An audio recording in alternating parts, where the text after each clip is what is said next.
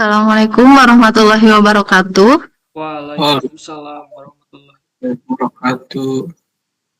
Pada kesempatan ini, kami akan mempresentasikan proyek kami yang berjudul Pengembangan Sistem Manajemen Produk Berbasis Desktop untuk optimalisasi proses bisnis. Sebelumnya saya izin share screen.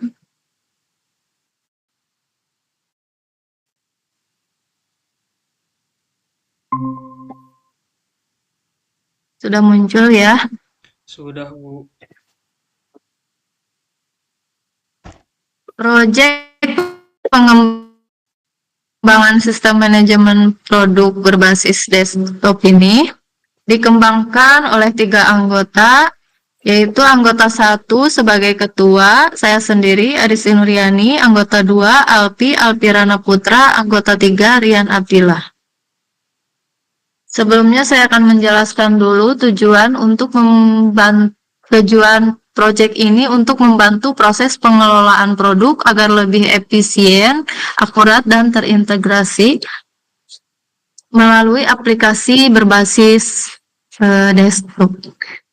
Sebagai ketua, saya akan menjelaskan dulu tugas-tugas masing-masing anggota, yaitu persiapan, meliputi pengumpulan data dan analisis. Penanggung jawabnya anggota 1, saya sendiri, anggota 3, Rian Abdillah, hasil dan indikator capaian, diskusi, rapat, serta melakukan pengumpulan data.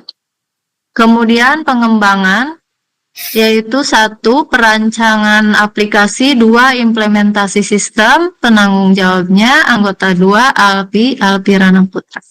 Hasil dan indikator capaian, persiapan alat dan bahan, menentukan fitur aplikasi, perencanaan database, desain aplikasi, penerapan kode program. Ketiga, pengujian aplikasi dan perbaikan aplikasi, penanggung jawabnya anggota 3, yaitu Rian Abdillah, anggota 2, Alpirana Putra. Hasil dan indikator capaian, uji fungsionalitas fitur aplikasi, serta melakukan perbaikan aplikasi bila ditemukan kesalahan atau error. Yang terakhir, laporan dokumentasi, penanggung jawab semua anggota, hasil indikator capaian, membuat dan menyusun hasil dari pengerjaan. Next, saya akan menjelaskan persiapan yang meliputi pengumpulan data dan analisis. Pengumpulan data merupakan langkah pertama yang dibutuhkan untuk pengembangan sistem. Data yang akan kami kumpulkan mencakup kebutuhan pengguna, yaitu fitur-fitur utama yang akan mempermudah pengelolaan produk seperti fitur login, dashboard, dan manajemen produk. Kemudian spesifikasi sistem seperti kebutuhan perangkat lunak dan perangkat keras yang mendukung pengembangan aplikasi berbasis web. Proses ini dilakukan dengan memahami proses bisnis yang ada di perusahaan sehingga sistem yang dikembangkan mampu mengoptimalkan pengelolaan produk. Kemudian analisis. Setelah pengumpulan data, langkah berikutnya adalah melakukan analisis data. Analisis ini bertujuan untuk memahami secara mendalam kebutuhan sistem berdasarkan data yang telah diperoleh. Hasil dari analisis meliputi daftar kebutuhan sistem seperti fitur login, manajemen produk, serta dashboard pengguna. Kemudian struktur awal perencanaan sistem yang nantinya akan menjadi acuan pada tahapan perancangan aplikasi. Tahapan-tahapan ini adalah tahapan yang sangat penting karena hasil analisis akan menentukan keberhasilan proses perancangan dan implementasi aplikasi. Demikian penjelasan dari saya.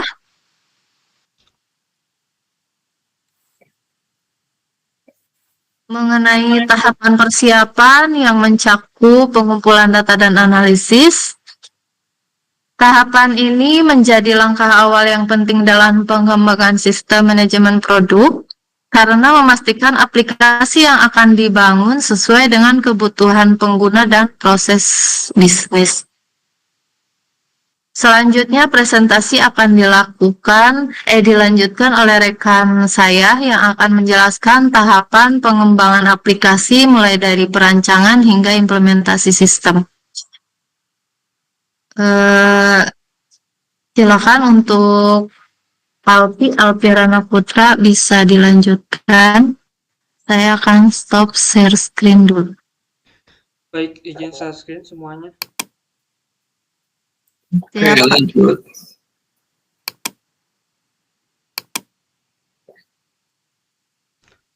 Apakah share screen sudah muncul?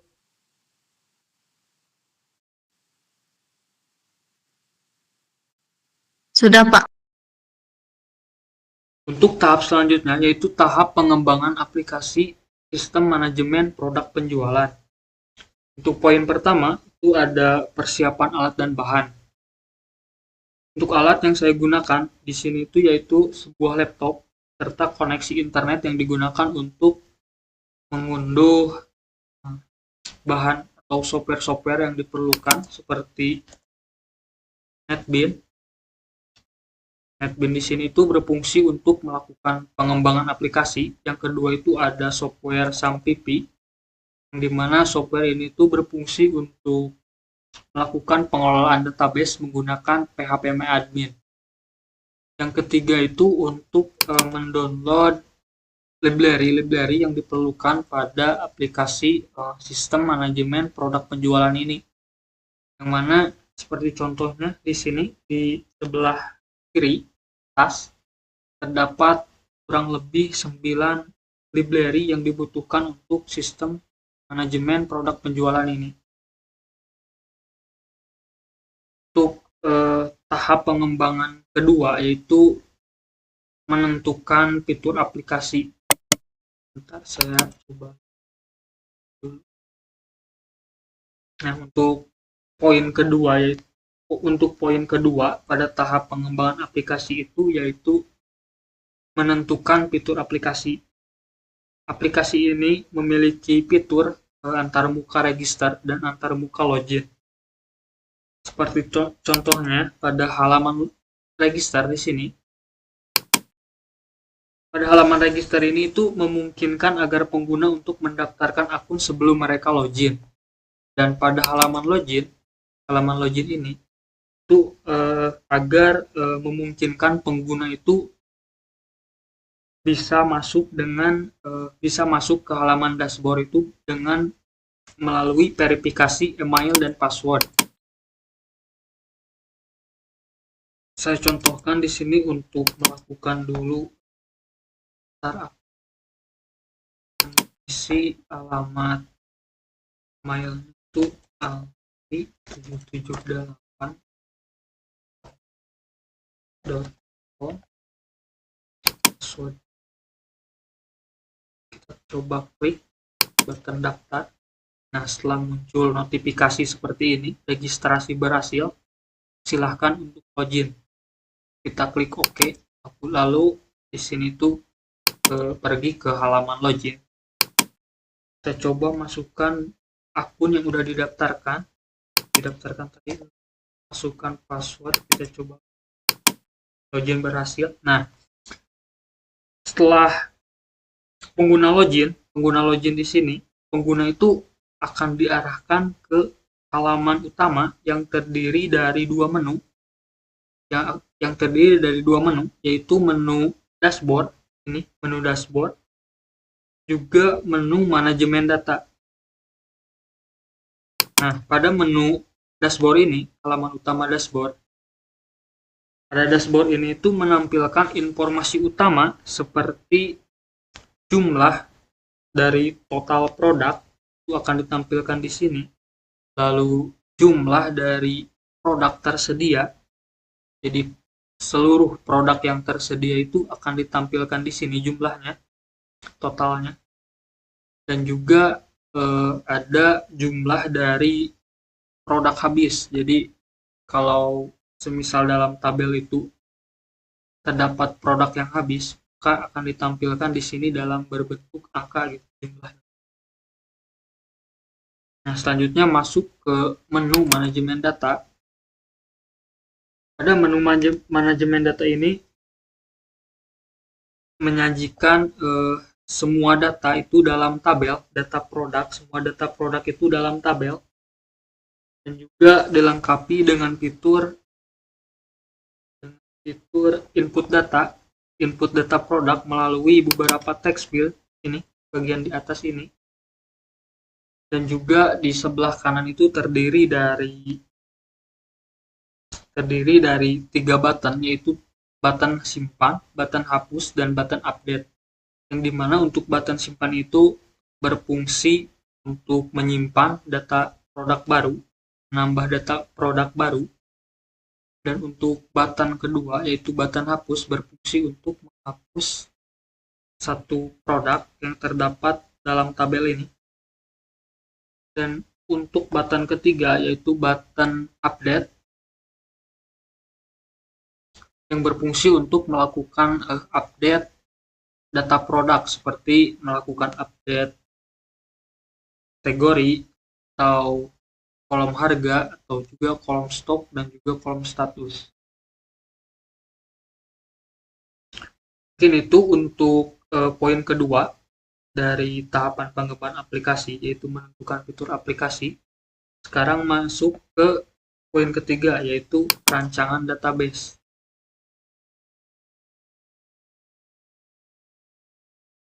Nah, untuk struktur database yang digunakan dalam aplikasi ini itu mencakup 2 tabel utama, yaitu tabel produk, yang kedua ada tabel user.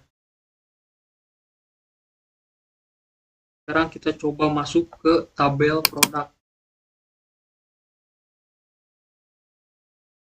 Nah, tabel produk ini itu digunakan untuk menyimpan semua data produk yang telah ditambahkan dalam aplikasi tadi, dengan yang terdiri dari kolom id. Id di sini itu bertipe data integer, diatur sebagai primary key. Dan juga untuk kolom nama, kolom kategori, dan kolom status itu sama, bertipe data varchar, yang mana berguna untuk menyimpan nama data produk. Contohnya di sini tuh ada biskuit. Dan yang kedua itu untuk menyimpan nama kategori, contohnya minuman atau makanan atau buah-buahan. Dan untuk kolom status di sini itu untuk menyimpan status produk, contohnya habis atau tersedia. Selanjutnya untuk kolom harga di sini itu bertipe data double, yang mana digunakan untuk menyimpan harga produk. Contohnya ya di sini ada 50.000, ada 5.000. Dan untuk kolom terakhir yaitu ada kolom stok. Kolom stok ini bertipe data integer yang berfungsi untuk menyimpan jumlah stok produk. Selanjutnya masuk ke tabel kedua, yaitu tabel user. Nah, untuk di tabel user ini itu berfungsi untuk digunakan untuk menyimpan informasi akun dari pengguna yang telah melakukan pendaftaran. Mana di sini terdiri dari kolom id. Id di sini itu bertipe data integer, diatur sebagai auto increment dan juga primary key. Dan untuk kolom email dan kolom password itu sama, bertipe data varchar, yang mana digunakan untuk menyimpan email dan juga untuk menyimpan password. Mungkin segitu untuk struktur database yang digunakan untuk aplikasi sistem manajemen produk penjualan. Selanjutnya masuk ke poin keempat, yaitu desain aplikasi.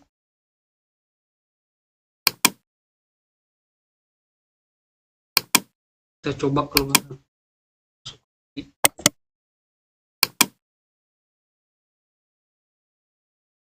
Nah, untuk tahap keempat dari tahap pengembangan aplikasi itu yaitu desain aplikasi. Dan untuk desain pertama itu dilakukan pada antarmuka login dan register. Ini pada halaman login halaman login ini terdiri dari 3 JLabel, yang mana 1 JLabelnya itu digunakan untuk membuat teks login ini. Sisanya yaitu 2 JLabel lagi digunakan untuk email dan password ini, membuat teks email dan password ini. Dan pada halaman login ini juga terdapat 2 text field yang mana berfungsi untuk agar user itu bisa melakukan penginputan akun pada halaman login ini. Contohnya kayak tadi, contohnya di sini, dan passwordnya itu ditulis di sini pada text field kedua. Pada halaman login ini juga terdapat satu button masuk. Di sini tuh button ini berfungsi untuk mengarahkan pengguna jika pengguna itu berhasil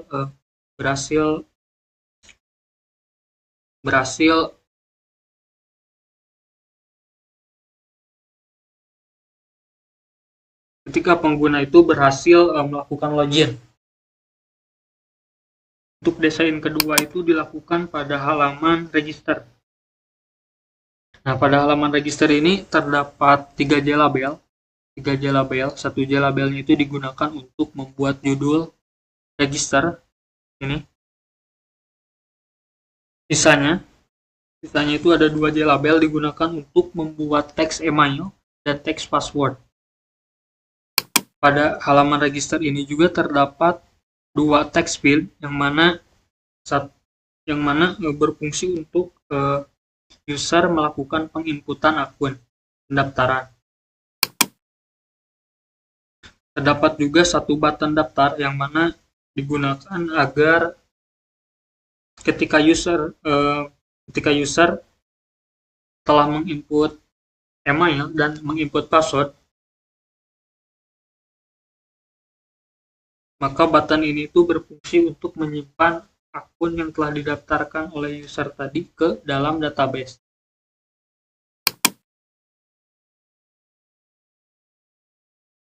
Kita coba login dulu.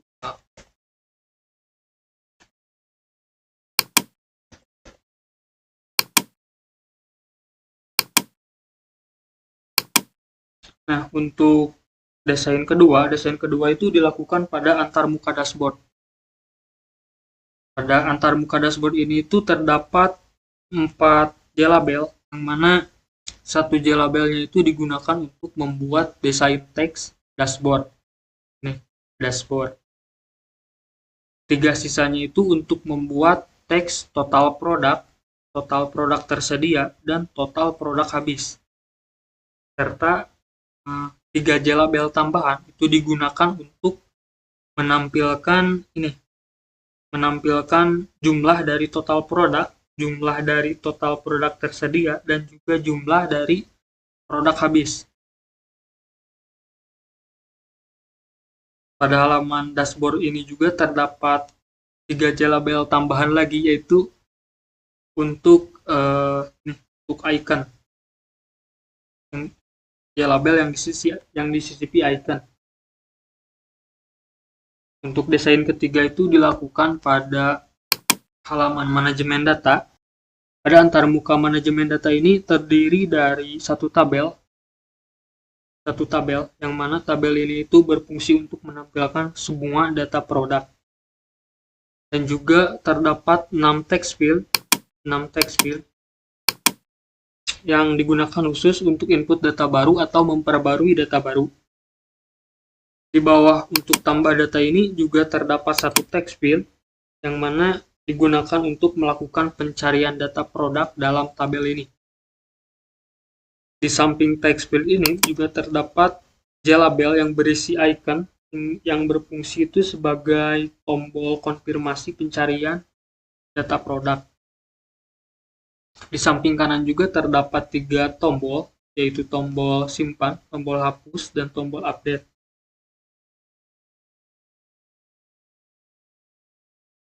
Dan di atas ketiga tombol ini juga terdapat satu JLabel yang berisi icon gambar yang digunakan untuk desain gambar.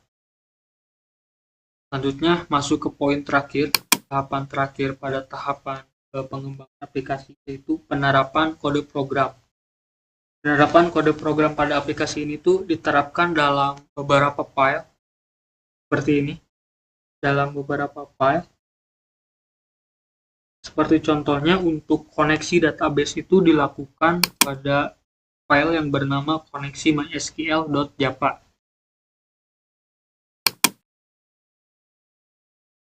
Yang mana pada file ini itu berisi penyesuaian username dan penyesuaian password, juga penyesuaian nama database MySQL yang digunakan untuk koneksi. Yang kedua itu masuk ke file crud.java, yang mana pada file ini itu berisi metode-metode seperti metode tampil data, metode simpan data, metode hapus data, dan metode update data, juga metode register user, dan terakhir ini ada metode verify login, yang mana verify login ini yang mana untuk metode verify login ini tuh digunakan untuk proses validasi ketika user melakukan login. Selanjutnya untuk dashboard panel.java, pada file yang bernama dashboard panel.java ini terdapat beberapa metode seperti metode tampilkan jumlah data, tampilkan jumlah stok tersedia, dan tampilkan juga jumlah stok habis. Yang mana ketiga data ini itu berfungsi untuk menampilkan status produk pada halaman dashboard tadi, yang ini. Yang ketiga ini.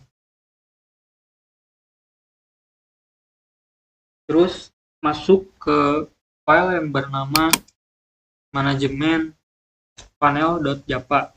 Pada file ini juga terdapat beberapa metode seperti metode load to tabel, reset from, dan is from valid. Yang mana ketiga metode ini itu untuk menangani pengelolaan data produk, pengaturan from input, dan juga validasi yang dimasukkan. Mungkin sekian dari penjelasan untuk tahap pengembangan aplikasi sistem manajemen produk penjualan, yang mana selanjutnya akan dilanjutkan ke tahap testing aplikasi yang akan dipresentasikan oleh Bapak Rian Abdillah. Dipersilahkan. Siap. Terima kasih, Saudara Alfi. Izin untuk melakukan share screen. Siap, Bapak Rian. Oke.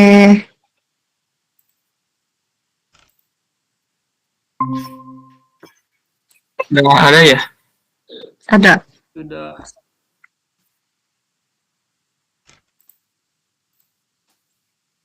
Semangat, Pak Rian. Baiklah. Assalamualaikum warahmatullahi wabarakatuh. Waalaikumsalam warahmatullahi wabarakatuh.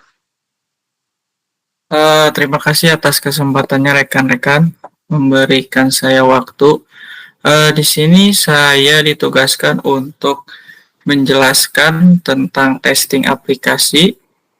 Testing aplikasi yang kami buat itu yaitu sistem manajemen produk penjualan atau yang kami beri nama itu Simpon. Untuk tampilan awal dari Simpon tersebut, kami menampilkan di sebelah kiri ada login, tombol login, dan di bawahnya ada tombol register. Jadi untuk masuk ke aplikasi ini, terlebih dahulu kita harus atau diwajibkan untuk melakukan register. Register tersebut kita diharuskan melengkapi pertama email, kemudian yang kedua password sesuai apa yang kita mau, dan kemudian di sini ada tombol daftar. Jika sudah keduanya sudah terisi, dilanjutkan dengan mengklik tombol daftar. Jika proses registrasi berhasil, maka akan muncul notifikasi sebagai berikut. Yakni registrasi berhasil, silakan untuk login. Ketika dirasa sesuai dengan apa yang kita inginkan, tombol tersebut tinggal kita klik. Dan untuk selanjutnya kita bisa melaksanakan atau melanjutkan proses ke proses login. Di sini login kita memasukkan email serta password yang telah kita registrasikan. Dan kemudian akan muncul notifikasi login berhasil dan kemudian klik OK. Untuk tampilan awal ketika sesudah login ke aplikasi ini, maka kita akan disuguhkan dengan tampilan dashboard awal yang memuat 3 kolom. Yang pertama itu tentang total produk, yang kedua produk tersedia, dan produk habis. Di sini kita dapat melihat angka 8, 5, dan 3. Ini merupakan total dari produk ataupun yang tersedia dan habis. Dan di sidebar di sini juga kami menyematkan atau membuat fitur manajemen data serta fitur untuk keluar dari aplikasi. Untuk selanjutnya, ketika kita mengklik manajemen data, maka akan muncul atau keluar text file sebagai berikut. Di sini text file yang berjumlah 6 buah memuat apa saja yang harus diinputkan atau dimasukkan sesuai dengan kebutuhan barang, sehingga data-data tersebut dapat disimpan. Dan di sini juga ada logo atau ikon pencarian ya, di mana kita sudah memasukkan suatu data barang dapat dicari. Dan di sebelah kanan di sini juga kami menambahkan fitur simpan, hapus, serta update. Sekarang untuk text file saya akan menjelaskan. Di sini ada beberapa text file yang dibutuhkan untuk memasukkan data, mulai dari memasukkan ID, nama, kategori, masukkan harga, memasukkan stok, serta memasukkan status. Di sini saya mengambil suatu contoh ketika kita sebagai pengguna memasukkan data barang atau produk. Di sini saya mengambil contoh atau sampel tomat ya. Kita mulai dari mengisi ID produk, kemudian nama produknya apa. Di sini kita ambil tomat. Kemudian tomat itu kategorinya termasuk buah-buahan atau sayuran. Di sini saya memasukkan sayur, kemudian harganya berapa, stoknya diisi, dan keterangannya ini diisi. Karena saya mengisi baru dan di sini barangnya juga baru, berarti di sini masih tersedia ya. Dan kemudian untuk menyimpan data tersebut, kita tinggal mengklik tombol simpan ya. Kemudian jika sudah tersimpan, kita juga dapat mengupdate data yang telah kita masukkan atau data sebelumnya ya. Caranya tinggal kita klik suatu ID produk, maka ID produk tersebut akan terisi datanya di text file. Kemudian kita tinggal pilih mana saja yang akan kita update datanya gitu.